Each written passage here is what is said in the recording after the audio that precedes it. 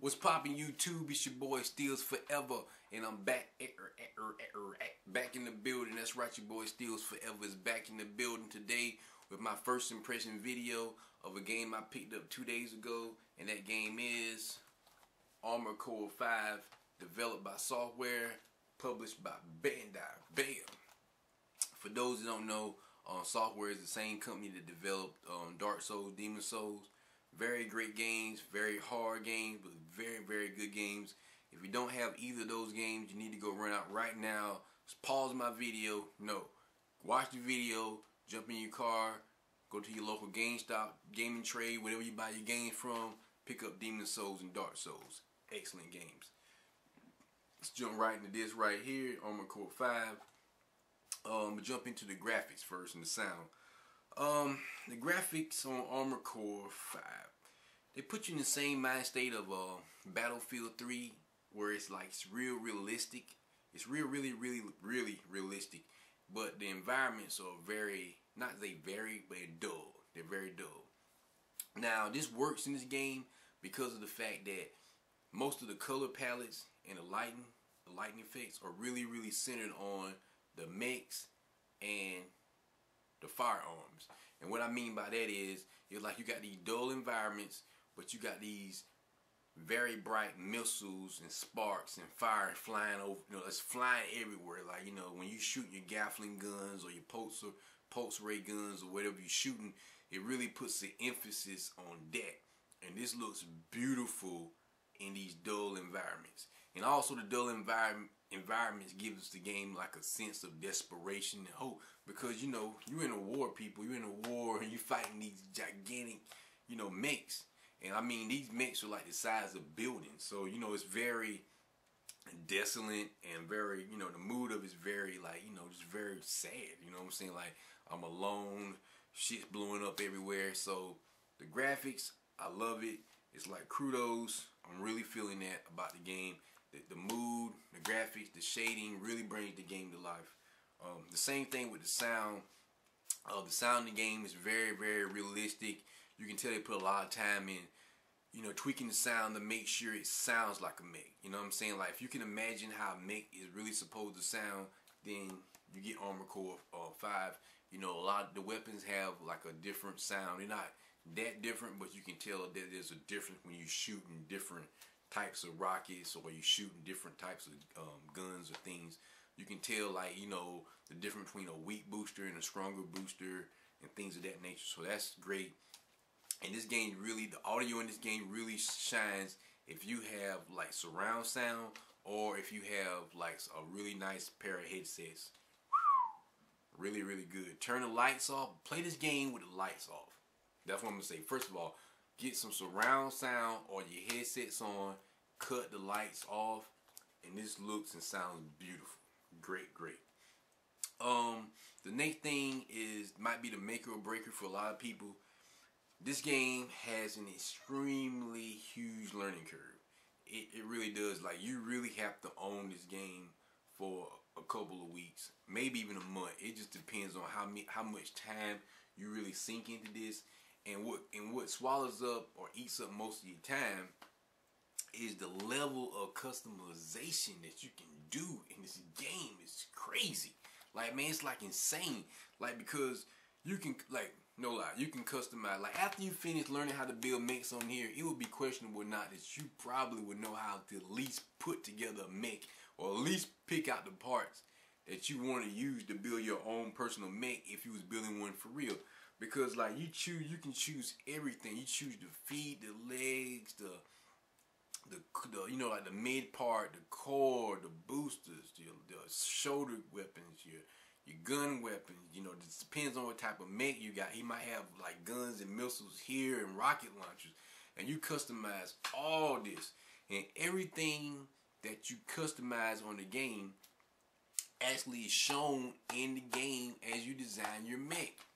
And not only that, anything you change on here is going to have an effect on your mech in the game. That's what's so dope about it. Like, if you make a really heavy mech that's heavy armored, he's going to move slow. And not only is he going to move slow, it's going to take more time for your thrusters to actually build up enough charge to actually propel your mech faster and further down. So if you got a heavy mech, it's going to take up a moment to build up some charge, and then he's going to start moving, thrusting forward, and then he's going to start picking up speed.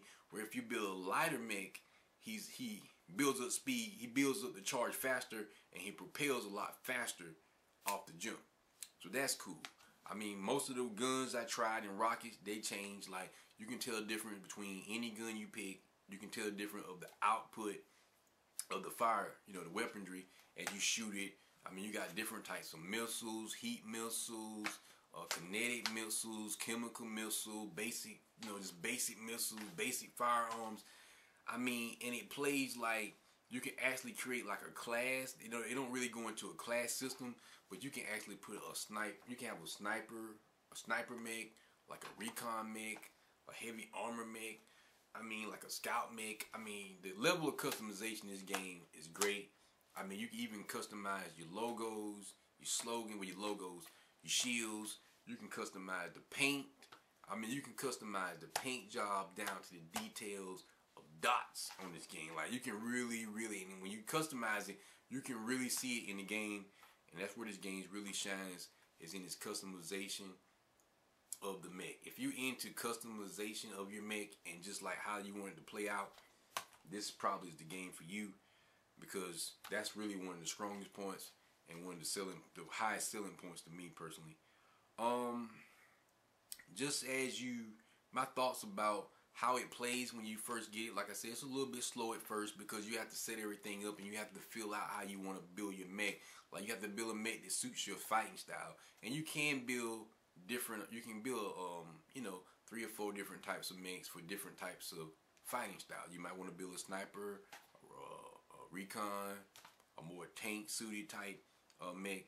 So you spend a lot of time there, and as you buy parts, you're gonna need money, and this is where a lot of the gameplay comes from, because you need to do the missions or the storyline and the missions to really get money so you can buy these different parts and upgrade your mech, because you do not want to jump online with this and have a piss poor mech.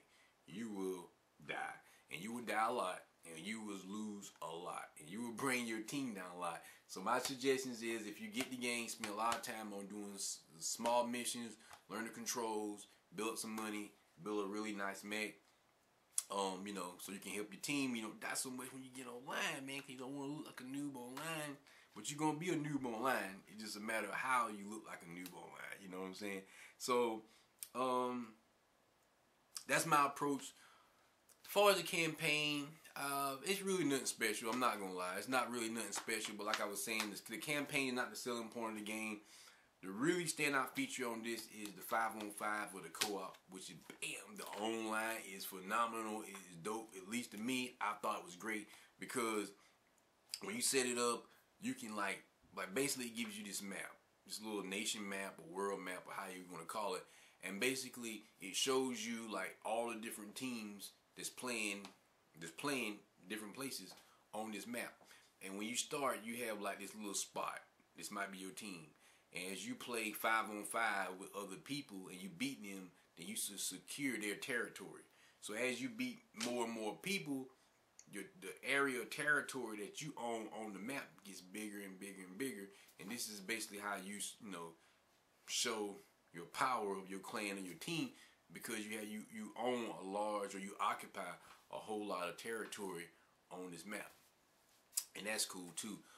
Also, there's co-op. So most of the missions you play in the story, you can run co-op in it with somebody else, and that's always cool, because it kind of gives you a sense of you're not playing by yourself. And to be honest with you, from the 1 or 2 matches I played, it makes it a lot easier, because some of them missions where you're in by yourself or using the AI, they're not really, because like the difficulty curve can start off at the beginning of a stage very light and just jump and be very hard. So definitely recommend the co-op and the online. Another cool feature about the 5-on-5 co-op is that it's really 4-on-4, and the 5th person really sits back and he plays the role of the coach or the observer or the scout, and basically everybody has a tag, and so you basically have the headsets on, and he basically looks out over the environment or the map while everybody's fighting. He gives everybody updates about locations of mech, how you might want to approach them. So he's like the field coach, which brings another huge asset to the game, because I don't know many games that have that, where you have like somebody on your team that sits back and watches the map while you're actually in play. And like what I say, and you got to really have a headset for this. Like, you need a headset. There's like no way to play this really if you're not really going in with a headset. You need to find a team, and you need to get a headset, and it really, really brings the game to life. It's not that much more I can say about it, man. Like I said, it's a very good game. It's highly customizable. I like the graphics. I love the sound.